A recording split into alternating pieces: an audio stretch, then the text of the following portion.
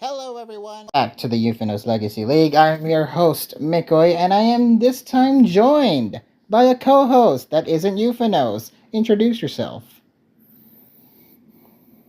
Hi, I'm Clas. I was one of the players for the Sligoos. We were in the semi-finals last week, and it was a pretty fun week. It has been great, and Mikoy and Euphonos have done a great job. Yep, thank you so much. And I mean, you've had quite the road getting here, being the second place team.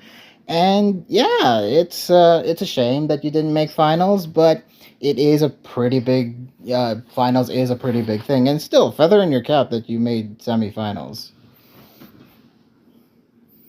Yeah, the week versus Snivies was always the scariest to us. I think Dex, Dunox, and Nuxel were always really scary to us. And Clem's also a really good player, so we knew going into this that it was going to be a really hard week, despite the fact they were only third in the rankings. No, for sure. A lot of it was because of them just tying a lot, I think. Oh yeah, for sure, definitely. And yeah, still to come in second and to go at a relatively fast pace as you did, and trying to come back when you were at what 0-4 until it was 0-4, yes. Yeah, and still able to pull off 3 wins against them is still a commendable feat. But let's talk about your match later. Because we are getting ready to review all the semifinal matchups, starting with the Urban Double losing to General Lunala. The number 1 seed eating a loss to the team who had, well, first off, they beat them pretty handily in week 1, but also the fact that they were coming in nearly being knocked out of the tour, and to be able to pull off a win over the number 1 ranked seeded team is genuinely the storybook ending. What can I say? Especially considering how potent the Urban Doubles have been all tour, to be honest. Fiend has been absolutely crazy. Of course, he is a RU tier leader, I believe. He was, or still is, I don't remember. Amy's been doing really good. Miyuko's another very strong player. Ming's good. Jakuzla's a really strong player. They've got a very strong roster. Even the Dragon Master, aka ADVT, is really strong on there. And they've got an overall really, really potent roster. It's just very scary to handle for most teams. Yeah, and for General Lunala to not only challenge but absolutely dominate them is a huge upset. That is a very incredible upset and a nice way of putting things. Let's start off first with the Gen 9, the best of 3 multi-gen OU game between Memphis Depay and Miyoko. 2 very highly ranked OU players going at it. And their series was a 3-game set, so I wasn't disappointed in this being a 3-game set. But the way they went about it was very interesting, to say the least. I think the biggest thing was the Sun team on Miyoko's side in Gen 9. Enamorous on Sun is something that I quite like, but the biggest one here is Galarian Slowking, which is not a common pairing you see because of its reliance on chilly reception to pivot, which completely turns off Torkoal's weather. But the other thing here is there's no fire type. There isn't. So Torkoal's inclusion is incredibly, incredibly interesting. And it's a very useful option, as it played a somewhat of a big role as well. First off, the burn on Landers fairly early on was immediately very evident. And then getting critted by Earth Power from into Walking Wake was a kind of a disappointing thing, but getting to counteract that with a Draco Meteor to beat the Ogerpon was very nice. Slowking, of course, beating Landers as well with Ice Beam. Kyurem then Terra Ghosted, blocking the Torkoal's spin attempt, and then subbed Dragon Dance, beating the Torkoal with an Icicle Spear, but Great Tusk managed to counteract that by OHKOing Iron Hands. Then King Gambit, towards the end, we saw them beat Scizor while Slowbro poisoned Kyurem. And crit Oko Iron Valiant with Psychic Noise. Also Slow King, not Slow Bro. Thanks, notes. And I think going into this, Miyoko was always ahead. That Assault Vest on Galarian Slow King means that Iron Valiant, if it is that Carmine variant, isn't going to be doing much. Of course, it is that boost to speed knockoff mix variant, but there's not much this team really can do to stop Slowking from firing off powerful attacks. I mean, Flamethrower threatens Sizzle, Ice Beam threatens Landorus, and its 2 stab moves covers for everything else on Memphis's team. So that was probably the biggest threat here, but also that King Gambit. There's not much that Miyoko fears with that King Gambit. I mean, there's only Iron Hands and Landorus that really can slow it down, and Landorus is easily chipped, and Iron Hands isn't a major threat with Enamorus and Great Tusk on Miyoko's side. Oh, very true, and that's what the versatility in the team building shows for Miyoko, which is a feat in and of itself. Gen 8, then, it was more on Memphis's game, I think. I think Memphis looked the stronger in this Gen 8 game. First off, the Memphis Landorus knocking off Miyoko's Lando's normal gem, mitigating that explosion, and not being able to hit nearly as hard as on Mandibuzz as he would have thought. Losing Slowking, of course, to Tapu Lele's Psyshock, so Miyoko getting to kill. Ironically, it's biggest tool in that Gen 9 game. Landorus then tanked Garchomp's Scale Shot to kill it with Earthquake, and Urshifu managed to crit and kill Tapu Fini with Close Combat before Ferrothorn tanked both Magnezone and Kartana's hits to kill them and give Memphis the win. This was pretty decided, I think, on lead. Apart from Tapu Lele, there's not really much that Memphis really fears. The Landorus with Explosion is, of course, quite scary, and Mandibuzz really doesn't like that knockoff. But Kartana's Choice Scarf, so it's not doing much damage here. Ferrothorn really makes Tapu Lele have to think about what it's using. Of course, it did pick up the KO on Slowking pretty immediately after the Carmine, but then it was forced out by Urshifu, so it didn't really accomplish much. And Urshifu just makes the team be really scared that Tapu Fini, as we saw, really didn't enjoy taking a Choice Band Close Combat. Even with the crit doing 71%, it was still into it KO range right after the first Surging Strikes. Yeah. And then the Magnezone just didn't do anything here. Rocky Helmet is nice, but because you don't have any recovery, Ferrothorn just can win over time with Iron Barbs and Leech Seed. Yeah, it's a great staller at that. And thus, Ferrothorn was a great win con, if you want to call it that, towards the end. Then we saw the Gen 7 game, where there were some interesting sets at play here. First off, the Aya Pop-Up Area Landorus, first showing against Tornadus, who managed to knock it off. Then Seismitoad burning the Tornadus, then tanking its Flyinium Z to chip it, before dying eventually to its Hurricane. Then we saw the Gliscor, which Swords Dance and Facaded its way to beating Landorus, setting up the Toxic Spikes to poison both Weavile and Mega Medicham, who got killed via Earthquake from Gliscor.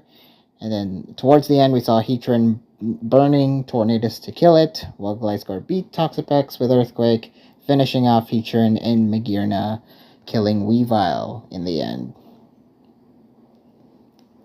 I think this was quite a deciding game from Memphis. I think Miyoko really had the tools to win here, especially if he preserved Mega Medicham.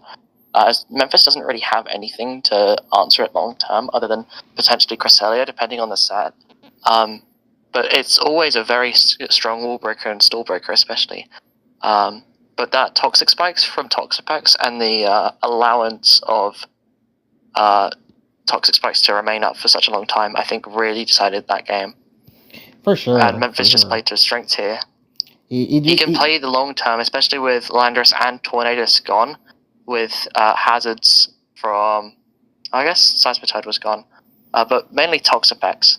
And Toxic Spikes is really quite forcing with Magearna around. Mm-hmm. So I think Memphis played that really well. Yes, just goes to show you how much hazards can immediately impact towards the long game, and that's exactly what Memphis did. He uses toxic spikes very well in order to force Miyoko to think more outside the box in terms of how to deal with the end game. But unfortunately, being crippled was just kind of the catalyst for all that. Mm. So that was a great win for Memphis Depay. Miyoko taking it to heart with a really good 3-game set. Next up, we have another. Well, I say another. It's really just a 2-game set between Waffle and Jack. Starting. Yeah, this set really surprised me with it being a 2-game win. Jakarta is a very strong player here. I believe this was their first loss of the tournament. Second. They were. I think second, actually. Oh, is it? Oh. Or maybe first. Maybe you're right. So it would be their second. Yeah, okay. But they did beat. They did win on the first time versus Waffle.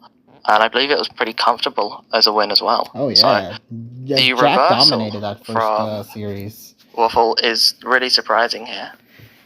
So how did they do it? Well, let's check it out. First in Generation 6, where Mega Metagross chipped Thunderous, who paralyzed it in return, but got killed prematurely by Waffle's own Thunderous. And Mega Metagross eventually came back to beat Garchomp after Keldeo chipped it very nicely.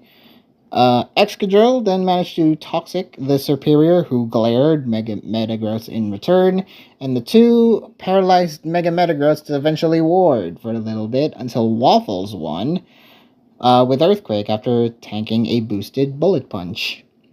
He managed to even do even managed to doing a little Drain Punch there, which is a nice little thing. Or Power Punch, excuse me, not Drain Punch. Latias then Healing Wish to heal off Mega Metagross, but sacked Keldeo and Garchomp to Volcanion.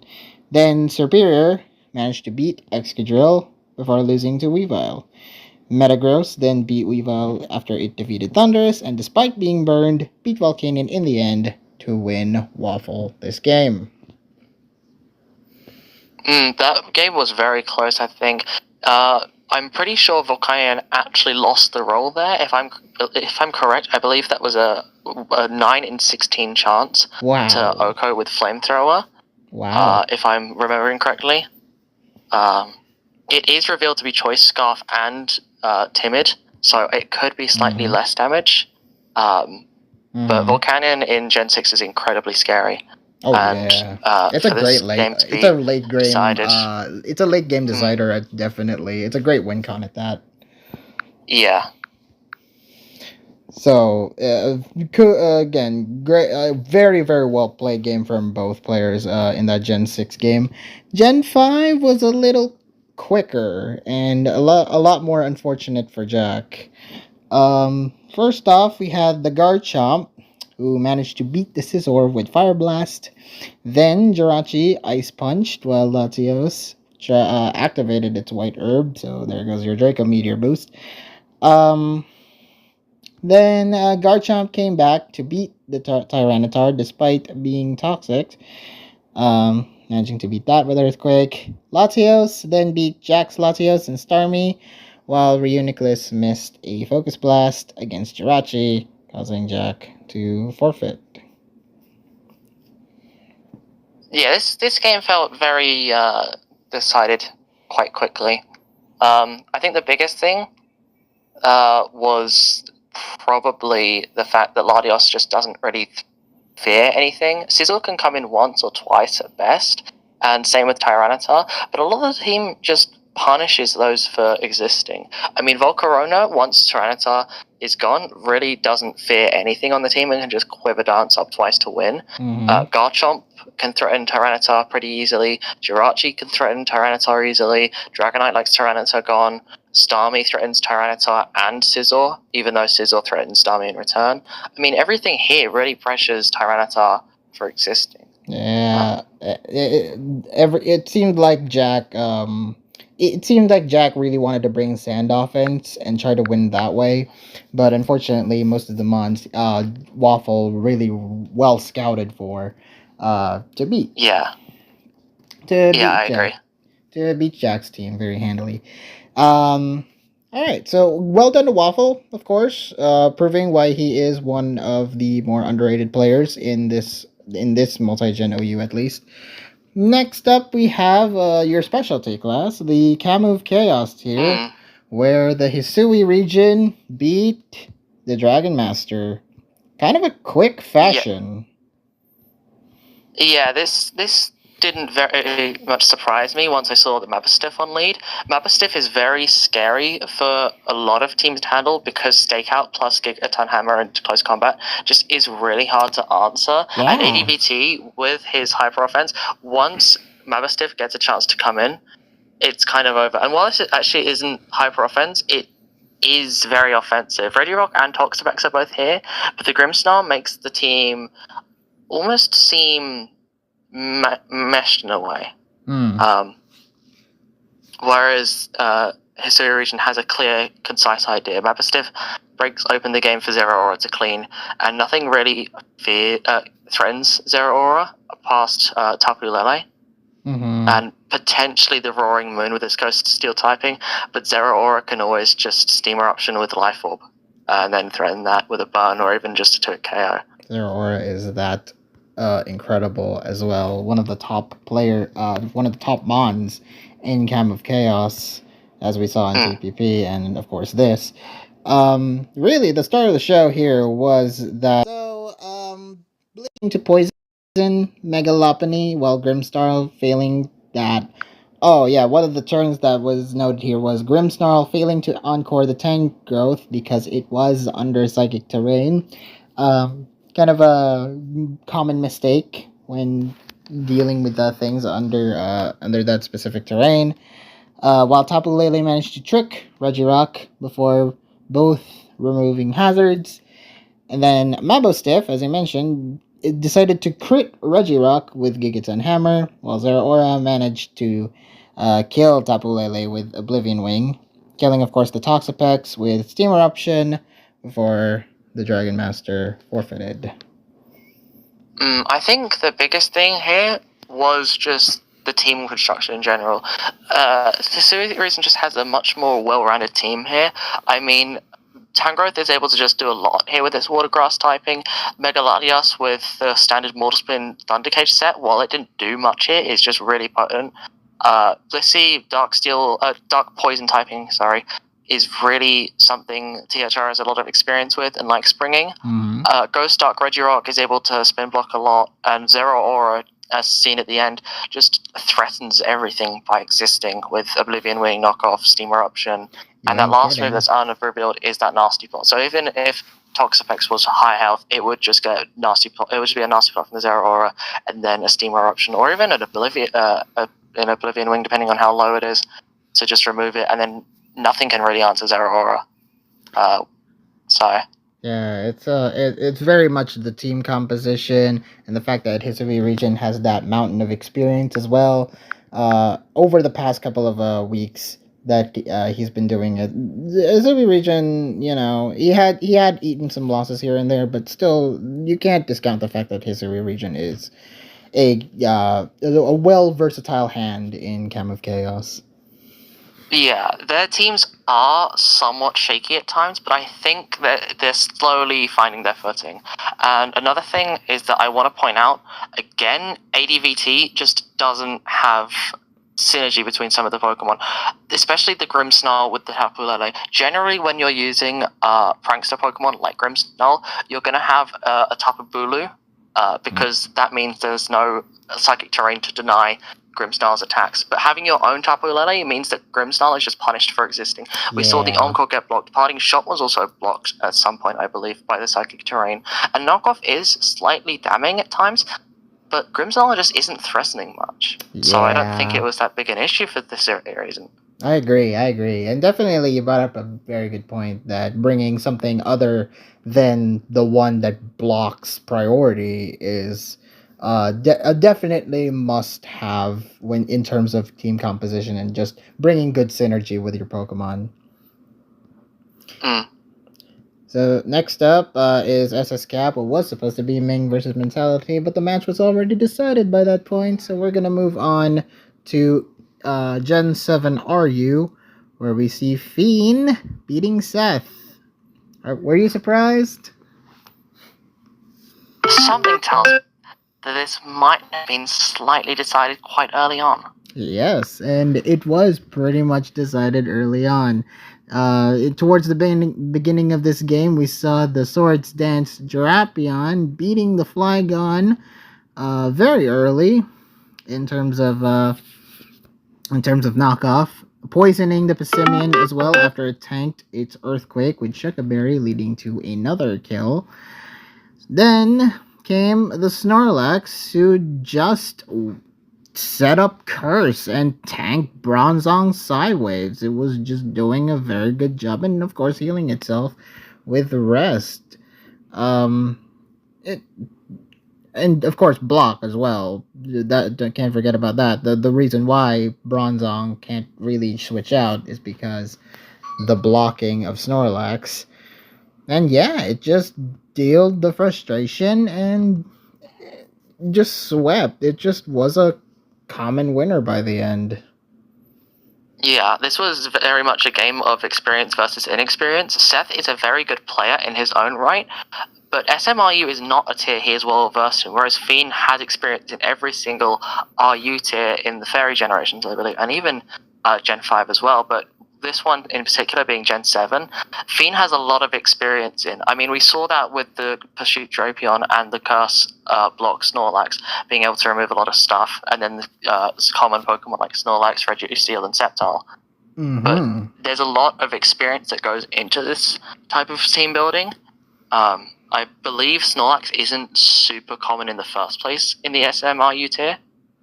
I'm pairing it with Drapion, with that Sword Stance Pursuit set, which isn't a normal set you would run.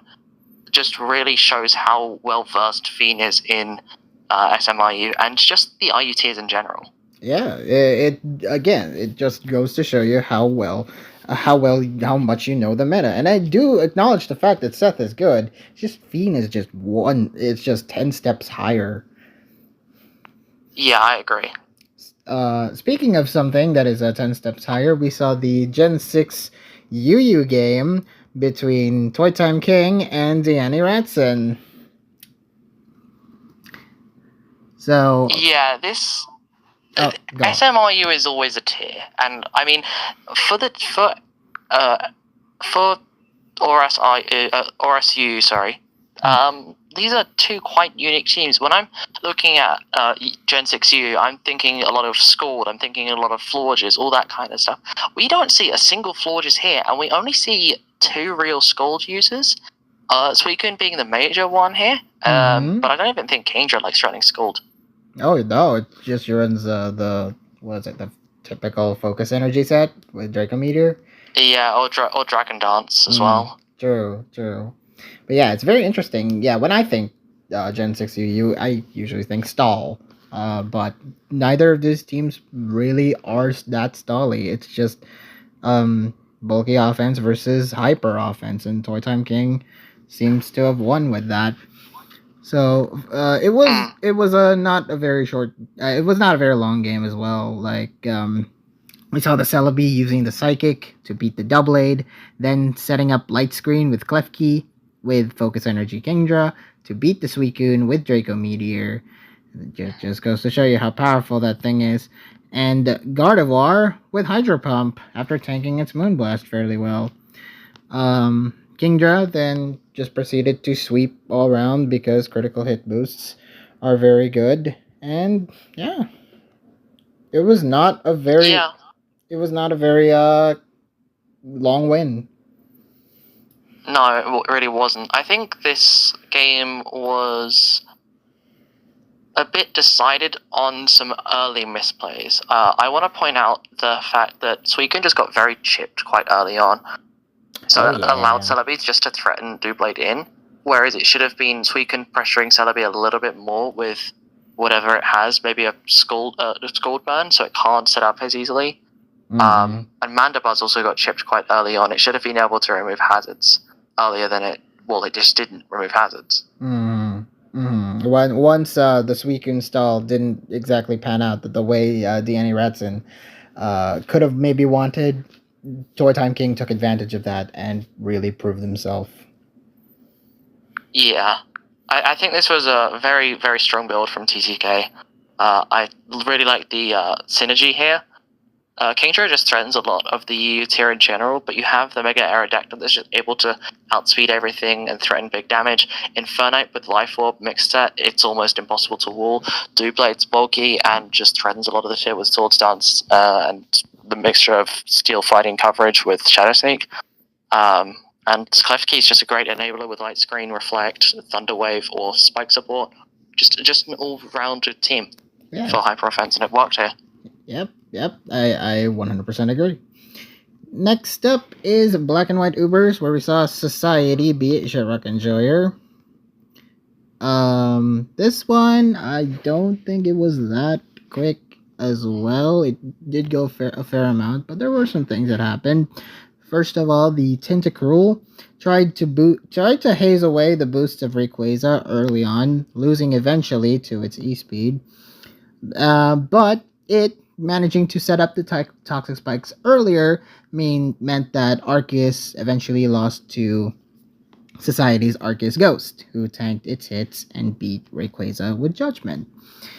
Giratina then beat Groudon, while Genesect beat Kyogre, and Shitrock Enjoyer's Genesect eventually beat Society's Kyogre with multiple flinches from Iron Head, but Ferrothorn counteracted by beating it and Omastar to win.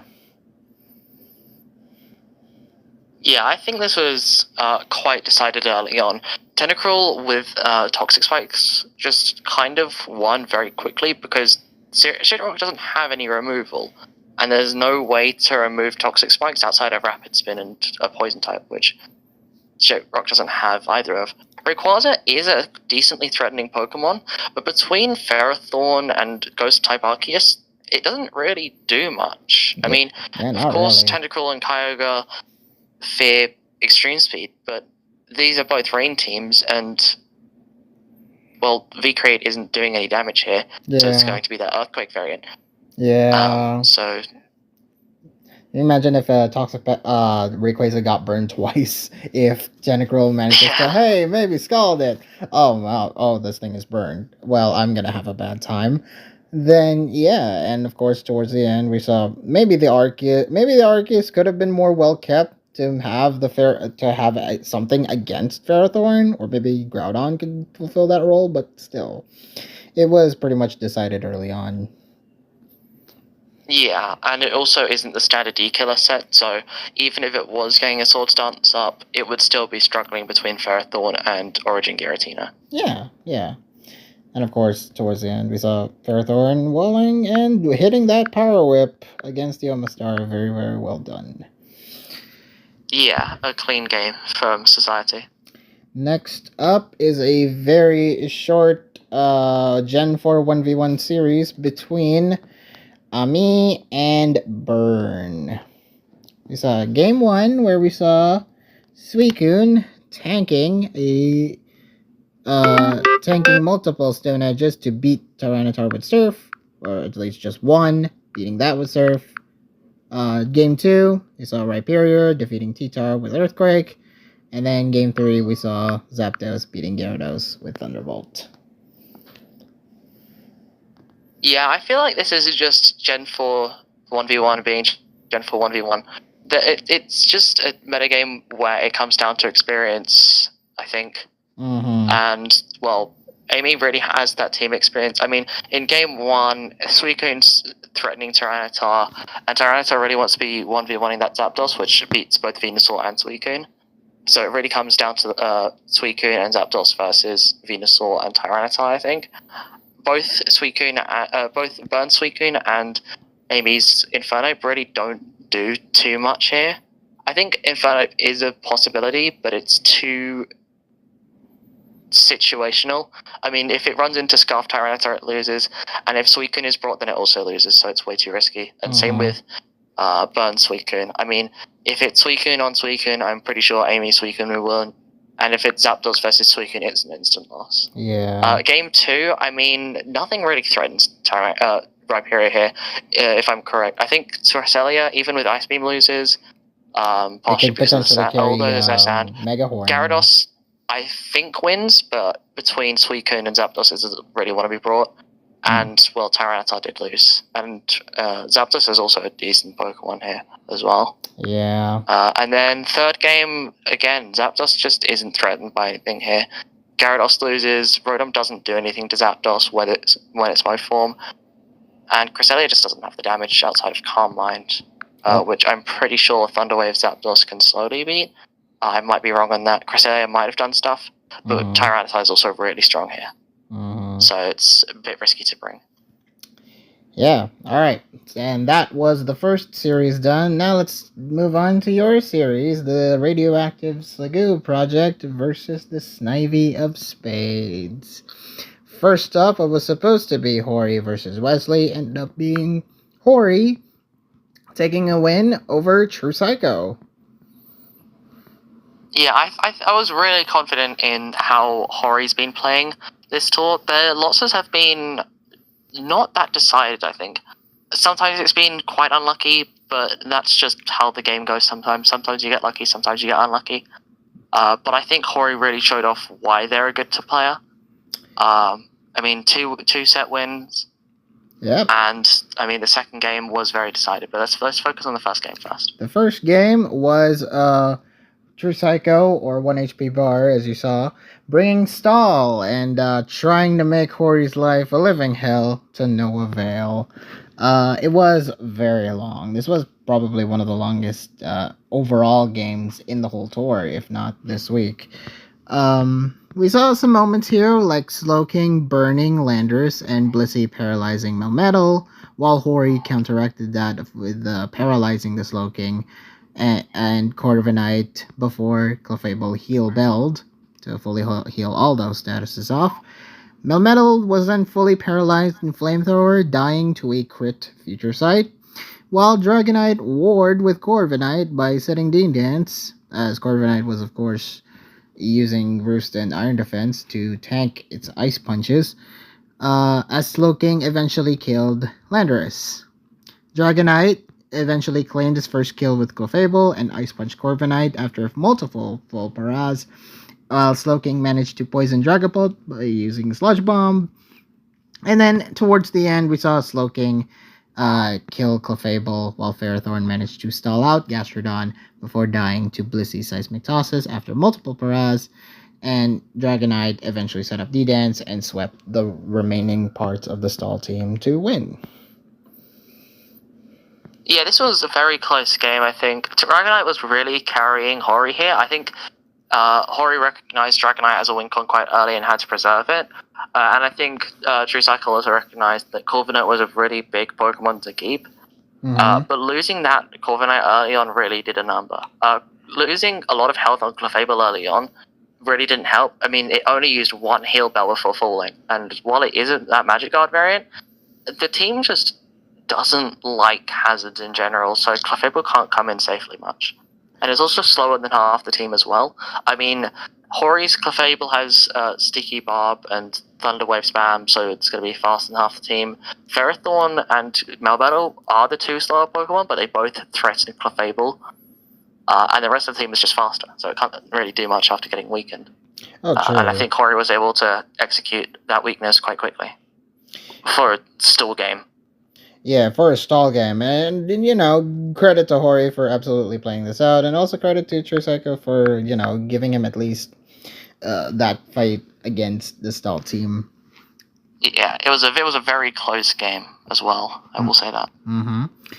Gen 7, we saw this one where Greninja defeated the Lando early on with an Ice Beam, giving Hori the 5-6 disadvantage early on, while his Lando exploded against Magearna, which got the boost from Soul Heart, while Tapu Koko managed to beat Volcarona under Electric Terrain. Then Tapu Koko came back in to beat Charizard Mega X with another Volt Switch, and Mega Medicham tanked Kartana's Leaf Blade to beat it with High Jump Kick. Kyurem in the end beat Greninja with Icium Z, and then in the end just defeated Rotom. Yeah, this game was very, very easy for Hori, I think. After the Lando explosion, I think the game was sealed just because Megana did so much damage with all its moves, and Solfest just gives it so much bulk. SMOU is one of those tiers that is very volatile in nature, which doesn't make it one of my favorite tiers to play. Can confirm but firsthand. I think Hori really executed the value of Koko Kyurem quite well, and Mega Medicham also got a lot of value here, I think. Oh yeah, very much exploitative of the fact that Kyurem and Tapu Koko really just wall this whole build in general, as being, of course, being some of the top 2 mons in Gen 7 OU. I doubt Hori would actually, play them badly. No, of course, I have faith in Hori, and they managed to pull off a great win here and looking dominant. Yeah, I will say that while Hori losing Landorus early might make no sense, it is common for Protean Greninja on these types of fields to exist, just to catch out Pokemon like Kyurem and Tapu Fini, which is exactly what Hori was checking for before then walling with Kyurem later on. True. Next up was Dunox defeating Blazing in the other multi-gen OU. We saw Dunox being a great player, of course, and credit to Blazing for playing out despite the 2 games. Didn't really work out in his favor. Rotom, of course, burning Ferrothorn, and Tyranitar living a Hydro Pump to beat Starmie, with Crunch dying immediately to the hazards.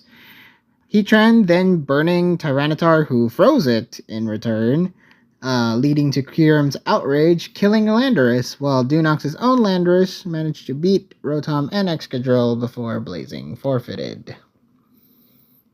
Yeah, this game was very unfortunate for Blazing. I mean, there wasn't really much he could do after the freeze happened.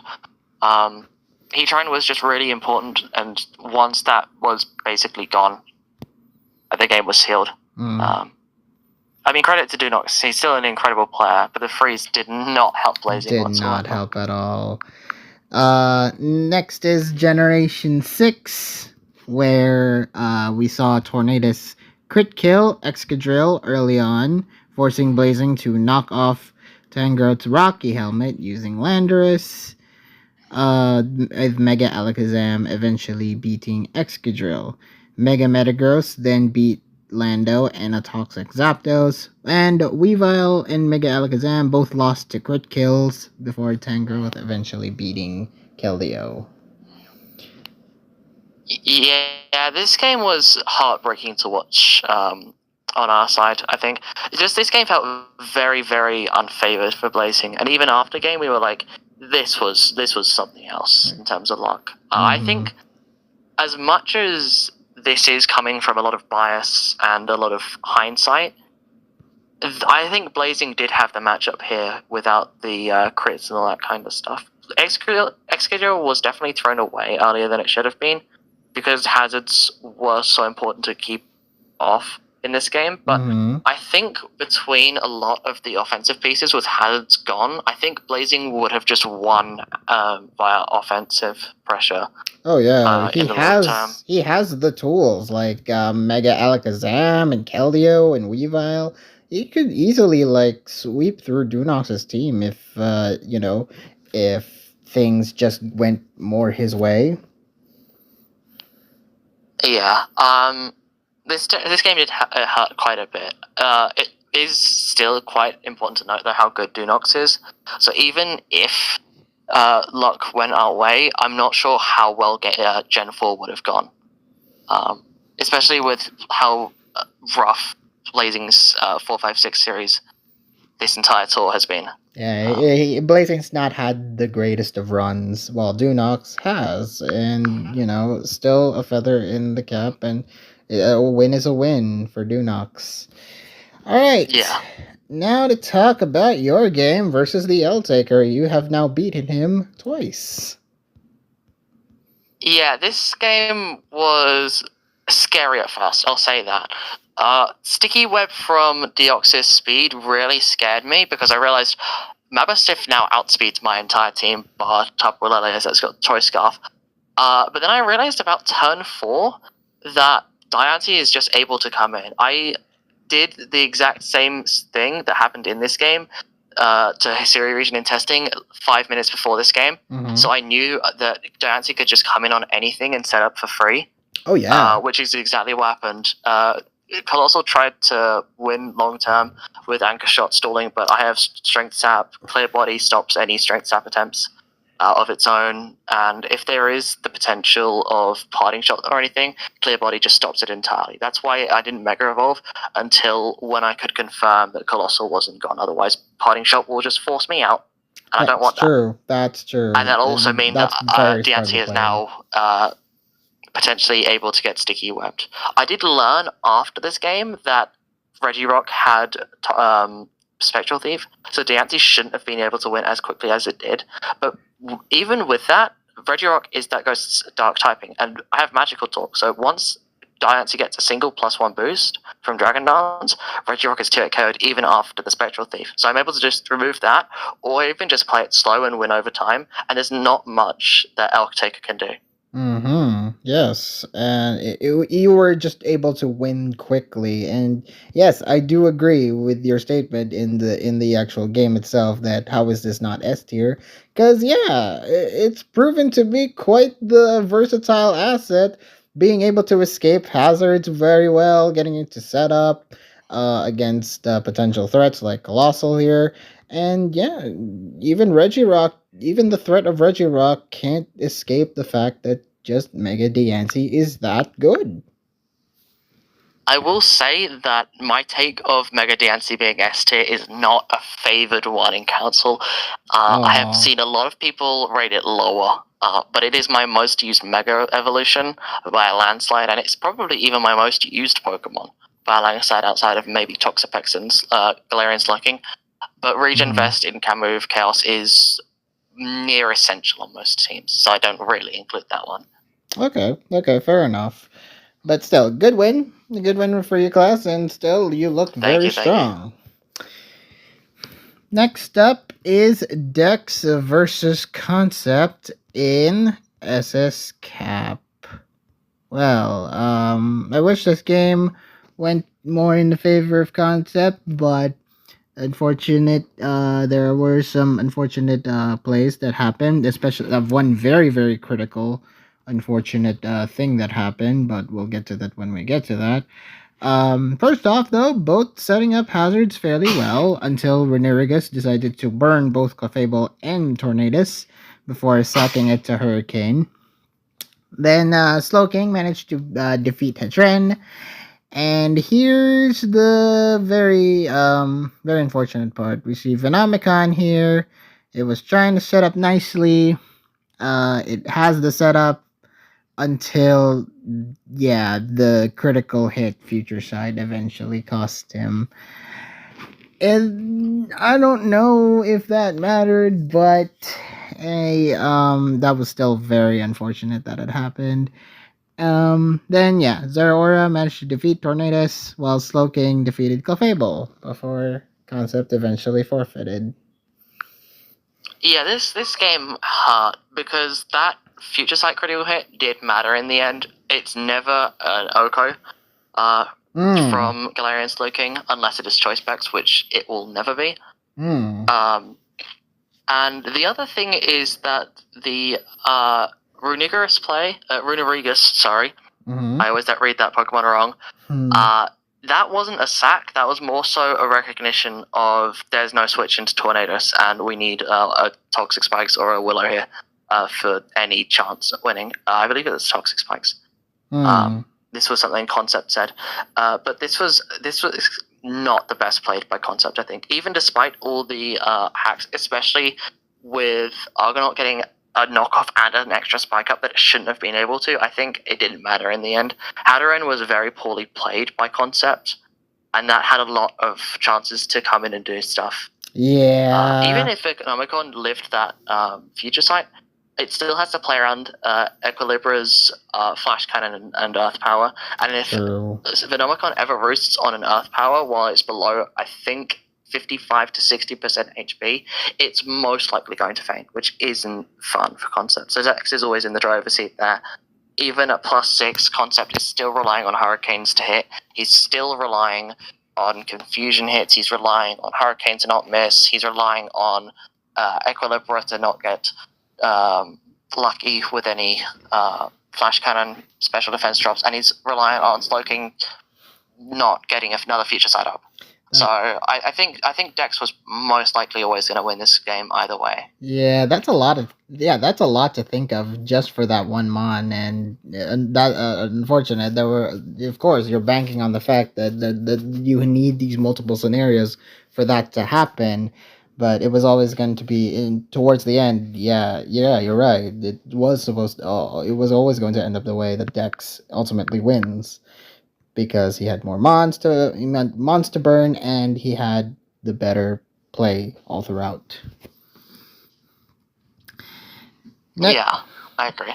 Next up, we have the Usum RU game between LBN and Clem.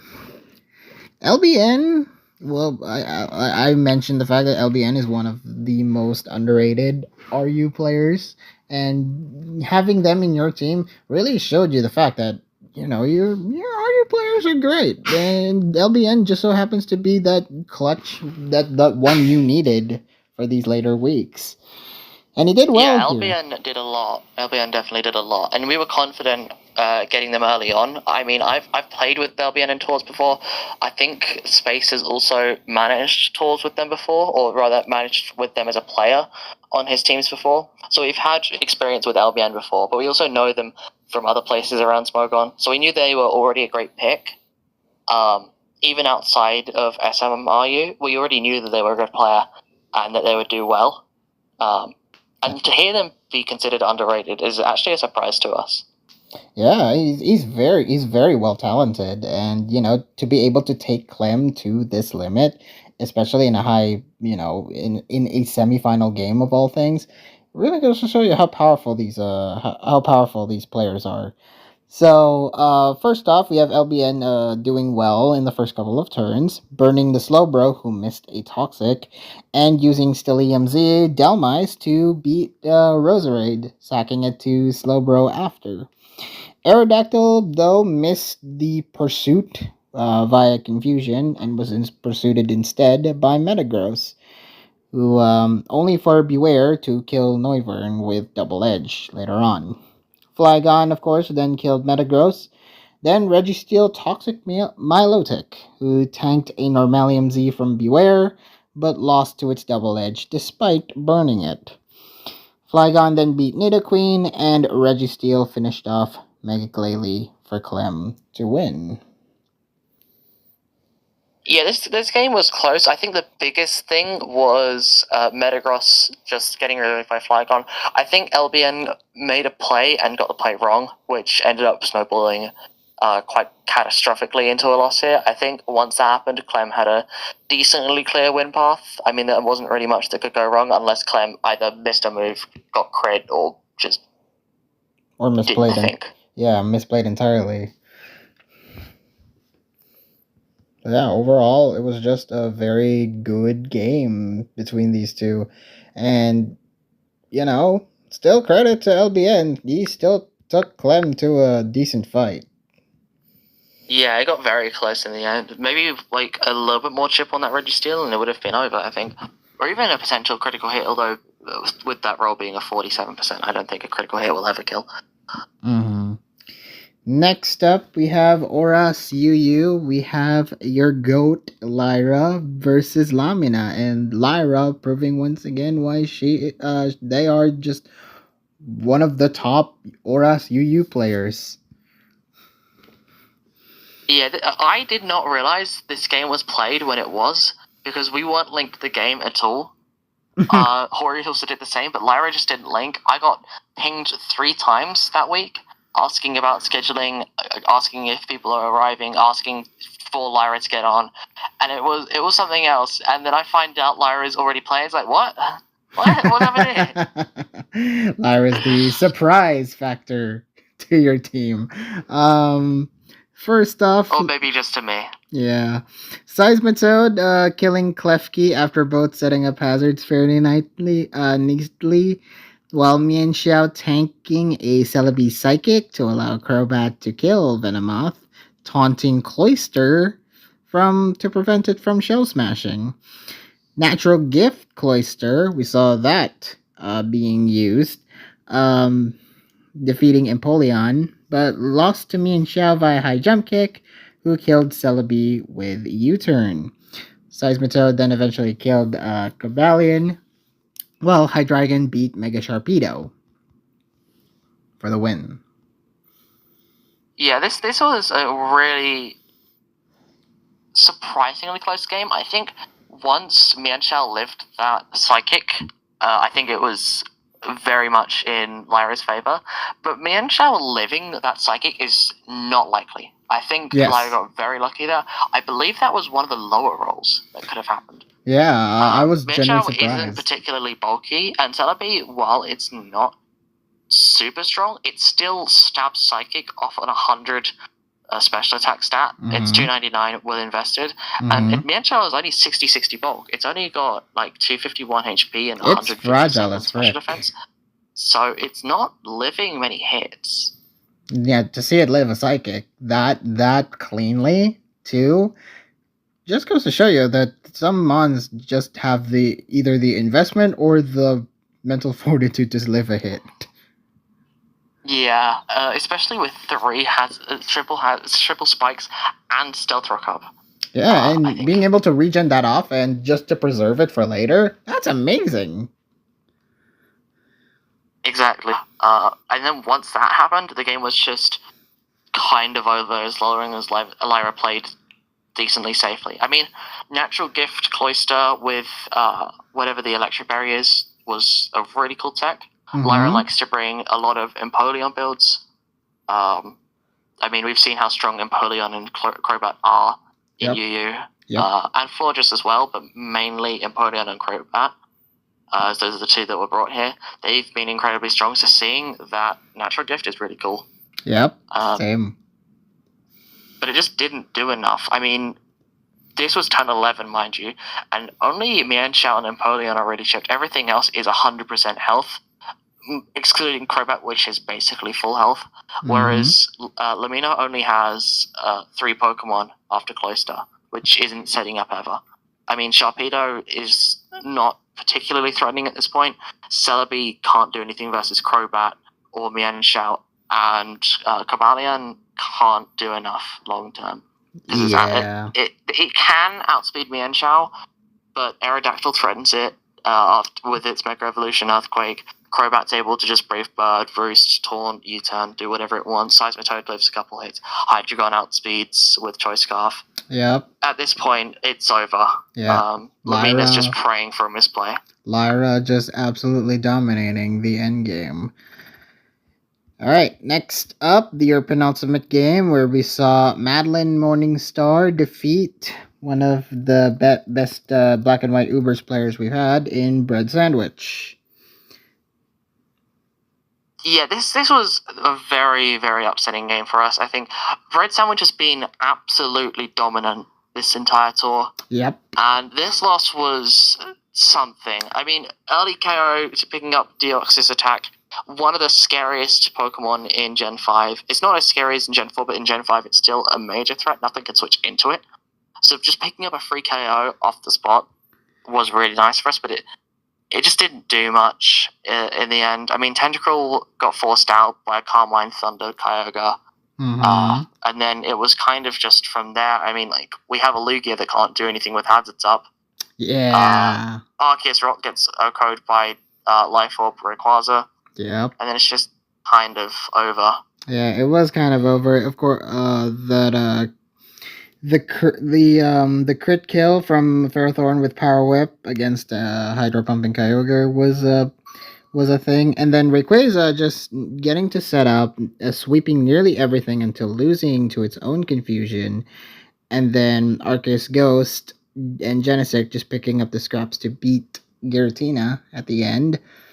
Yeah, it was upsetting. Yeah, Madeline played very well there. I mean, the early stealth work recognizing that Lugia is a threat to Rayquaza, which otherwise completely goes in versus Bread Sandwich, was a big thing. And I don't think Arceus Rock was the call here. It is a cool Pokemon, especially with Origin Giratina already spin blocking, but it just wasn't enough. Tentacruel could have probably been a faster spread in hindsight, just because of Kyogre, but it's already doing a lot more than it wants to be doing here. And this is, again, hindsight. So, I mean, I can't fault Bread Sandwich here. This matchup was incredibly tough, and they played it well. But Yep. it just happens. Yep. So yeah, good win by Madeline Morningstar, but yeah, it's a real shame. You could have benefited so much if Bread won. Next up is the last game, the DPP 1v1. Quite the long one. In terms of DPP 1v1, this was pretty long. We've had RTM versus Nuxel. First up, in game 1, we saw Suicune pressure stalling the Cresselia until it ran out of Grass Knot PPs, causing it to struggle, while Suicune just happily rode away with the win with Surf. We saw game 2, where we saw Hitmontop fighting Gyarados. Hitmontop employing a crazy strat of just subbing and against Gyarados' Dragon Dance attempts, endeavoring when it needed to, and then crit sucker punching for that massive kill. That was really funny. And then Metagross just beat Heatran with Earthquake by game 3. Yeah, I mean, Noxel is probably the scariest person for us to face. I mean, RTM has been struggling all tour with the DPP 1v1, and that's always been our weakest here. But I cannot discount the fact that Nuxel got very lucky in these games. The game 1, Suicune got multiple double protects versus Cresselia that would have just been game ending.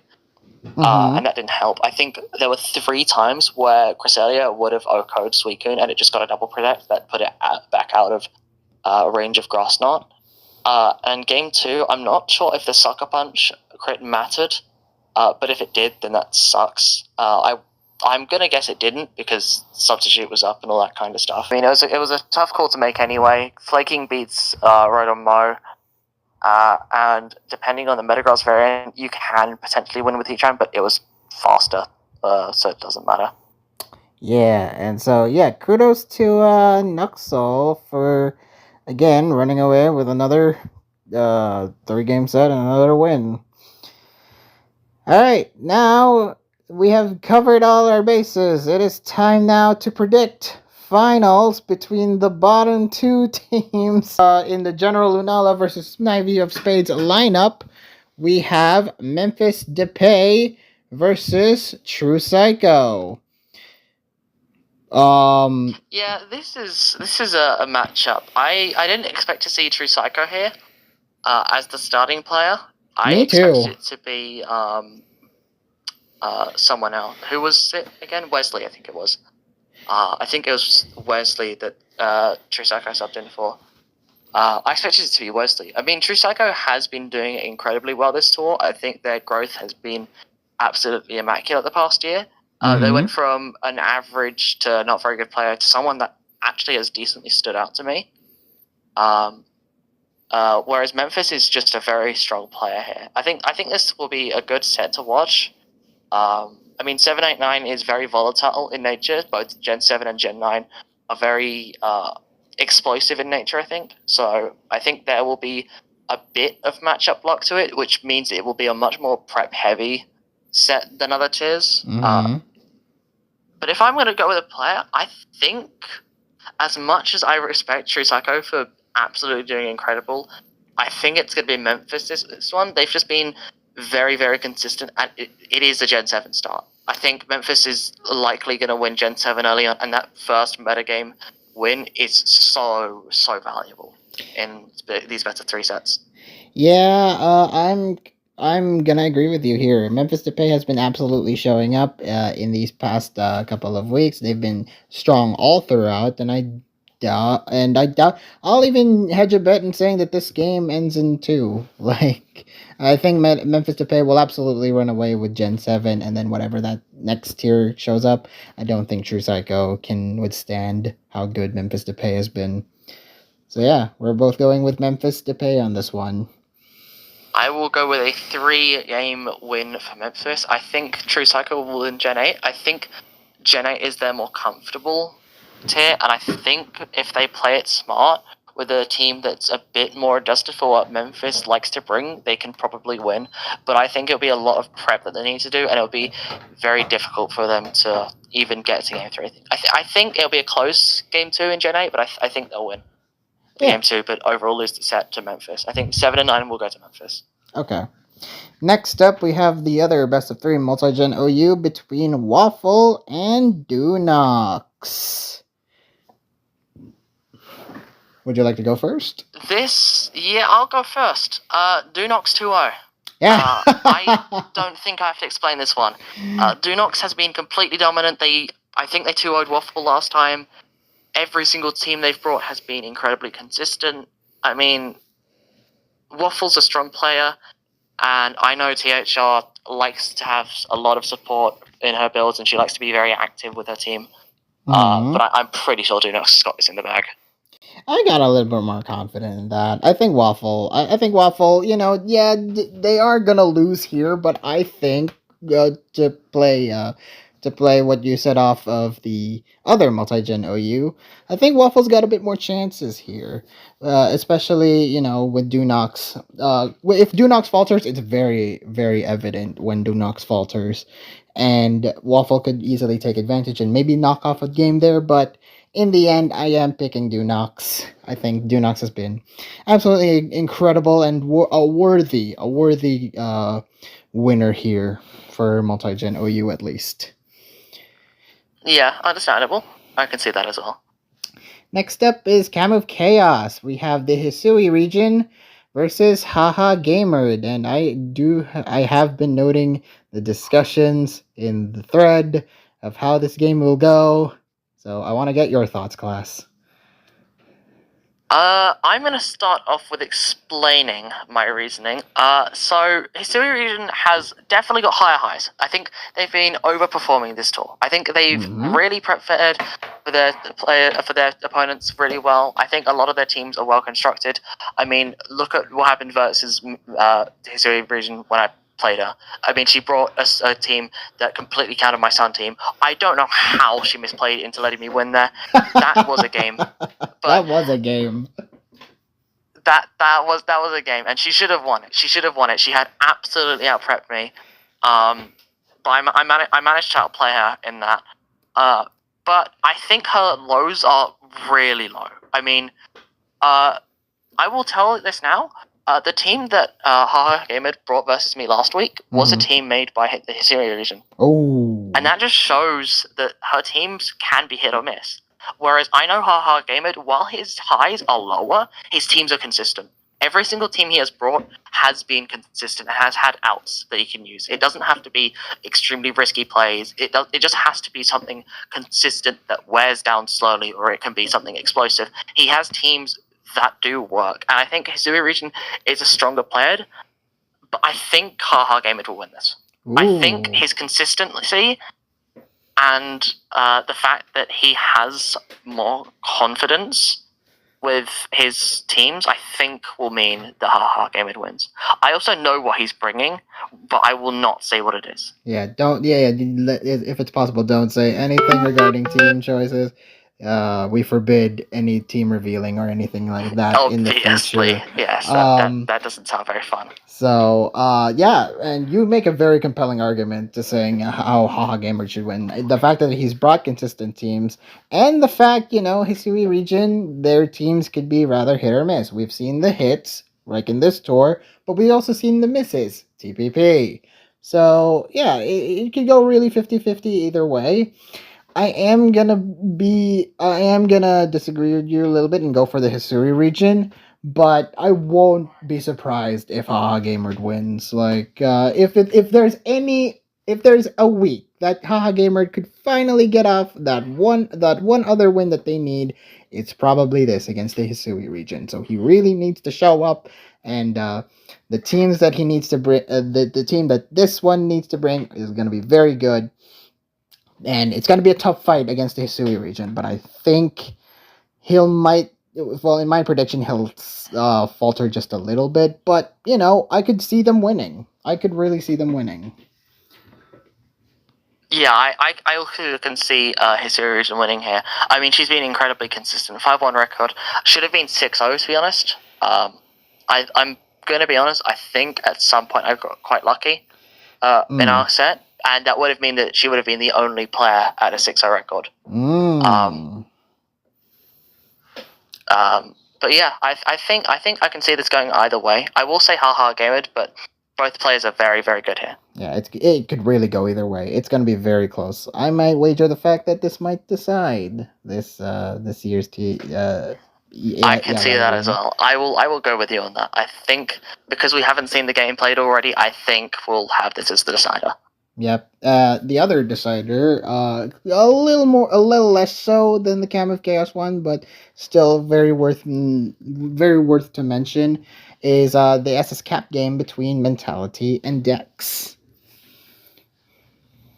Yeah, I am quite interested in this game. I already have who I think will win, so I'll let you go first. All right. I absolutely 100% go for Dex. I think Dex has been absolutely has been brilliant. His team choices are very consistent, and the way he plays SS Cap all throughout the season has been very good. Mentality can bring useful tech if he so wishes to, but I think Dex will out prep him and win. Yeah, I'm going to agree here. I think Dex is the strongest Cap player in the pool. 20,000 price already really shows off how good they are. But Dex has been a strong Cap player for years now, and Mentality is just kind of bouncing around slots. They started off in DPP, they didn't do very well, and then they're 1-1 in Cap. They don't have as much experience in the tier, tour wise. And their only win is versus X Guardian. And while X Guardian's good, they have only played 2 games, and they also have a 1-0 record. So I think Dex is probably going to quite cleanly win this. Yeah, Dex to win here, definitely. Next up, we have a curious choice here. Usum RU, we got TTK versus Clem. Yeah, this is gonna be a game. I mean, both players are incredibly good here, and they have been playing EU a lot. Didn't TCK play RU at one point? He might have. I'm not sure. I've only really known him from UU. Yeah. But yeah, this is interesting because TTK is not in UU. But in RU, yeah, I'm gonna guess this means that their RU player just either hasn't been doing very well, or oh no, it is Seth. Yeah, it is Seth. Yeah, I was gonna mention. So TTK is subbing in for Seth here, which makes me more hesitant to put TTK ahead here. Yeah. They are a strong player, but Clem's been in the slot for 7 weeks now. And I think Clem is also just a stronger player. I've played with Clem before. I'm friends with Clem, but I'm not going to have any friend bias or that kind of stuff get in the way here. Just as a straight player, I think Clem is just strictly better here. TTK is a good player. I cannot fault them whatsoever, but Gen 7 RU is not one of their tiers. So just off of that, Clem is my pick here. I'll be very surprised if TTK manages to win against Clem here because of the fact that it is a relatively unknown. In our eyes, it's unknown. But if TTK manages to gain some experience beforehand, or they secretly been playing it for years and we just never knew, we'll see. We'll see what happens. But yeah, as you said, Clem is just one of their stronger players. It's very interesting to take TTK off their wheelhouse of or SUU, but it's just depending on the matchup. And I think, yeah, Clem should win because they're the much more dominant player. I think Clem versus Seth would have been, quite honestly, a curb stomp. So I guess I can understand the fact that you want to risk at least one of your slots. But yeah, it'll be very interesting, and hopefully the risk pays off here for General Lunala. If I were General Lunala, I'd sure to God hope the risk is worth paying off. But I'm going with Clem here. Same. Next up is Oras UU, Seth versus Lamina. This is going to be an interesting matchup because Seth, while he doesn't have the experience, TTK is able to support Seth, and they've been doing amazingly all tour. Whereas Lamina hasn't really had the season. They have 2 losses, 2 ties and a draw, which to me says, well, they haven't been playing much. They aren't confident in the tier. Sorry, they have 2 losses and a tie, which again to me seems they're not doing very well in the tier. They're struggling quite a bit. Makes me question why start them, but I'm not gonna get into the specifics. Yeah, so I mean, as a player, I haven't seen much of Lamina, but I have seen a lot of Seth, and I know how good Seth can be, and especially versus someone that hasn't been playing the tier as much, like Lamina. I think in this kind of matchup, Seth really starts to shine. Yeah. And I think with TTK as well, he's going to be able to experiment a lot more with some more unconventional builds. Something like Seth, that he likes to do that. He likes to build stuff that might have a little bit more unconventional stuff that's on 1 or 2 Pokemon and then round it out with a lot of standard stuff. Or he can just bring a lot of standard stuff. It's really up to him. He's very flexible as a player, and I think he'll win this. Yep, same here, same here. I think Seth, say what you will about his record, but Seth can be good. We just haven't seen that potential yet realized in this tour so far because of the fact that he's been getting generally curb stomped all throughout Gen 7 RU. But here with Gen 6 UU, maybe he could, with the TTK support, maybe he could manage to pull off a decent win. And it's against Lamina too, who hasn't really been impressing me. So yeah, I think I'm going to agree here. I'm going to go with Seth. All right, next up we have the penultimate one, Black and White Ubers. We see Society versus Madeline Morningstar. Yeah, this is going to be a highlight game. I think this is going to be the closest game of the entire week. Both players are good. I'll say that. Both players are good. They've got very similar records, but their teams have also been good. Like, I haven't really been able to fault either of them. I mean, I've known Society as a player for years now, and they've always been very consistent as a player. I don't know much about Madeline Morningstar, but from what I've seen of them, they should be able to contest Society very, very easily. And actually, I think they'll win this. I think Madeline will win this. Ooh. I think it'll be a close game, but I think Madeline will find a way to get some sort of sweeper in late game, and it will just break through. I think Society will have the early game, but as long as Madeline can navigate that early game, they'll be fine.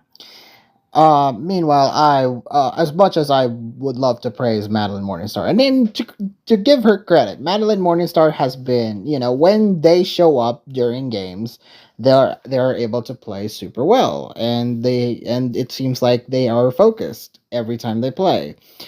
I don't know. Maybe it's just the fact that, I've been more impressed, and I generally like Society's play a lot more in Black and White Ubers than Madeline's.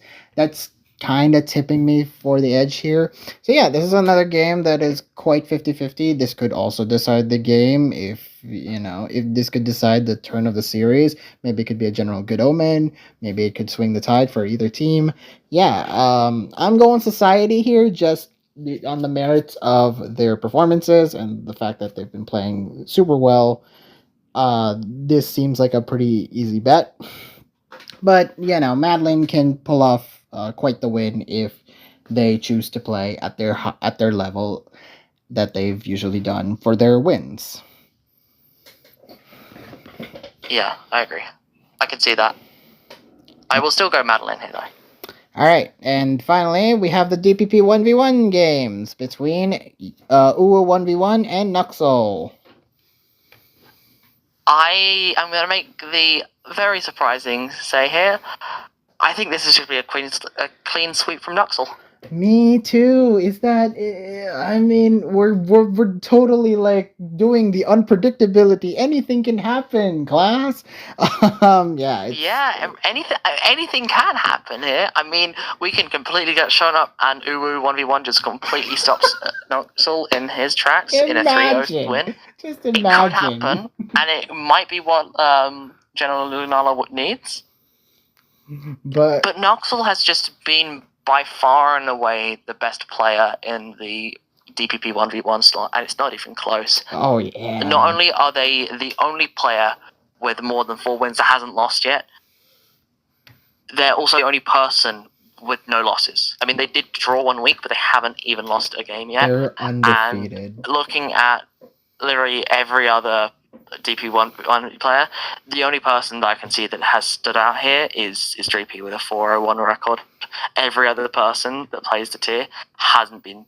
I mean, Amy's been doing well. Amy's doing pretty well. But it's just a slot that you either do well in or you're not doing well in. And Nuxel has been doing more than well in. Yeah, far and beyond, Nuxel is one of if not the best players in this entire tier, and yeah, this is gonna be a runaway game for Nuxel. I don't think Uwu 1v1. I'll be amazed if Uwu 1v1 manages to eke out at least a game, let alone a win. So yeah, I'm going Nuxel all the way. Yeah.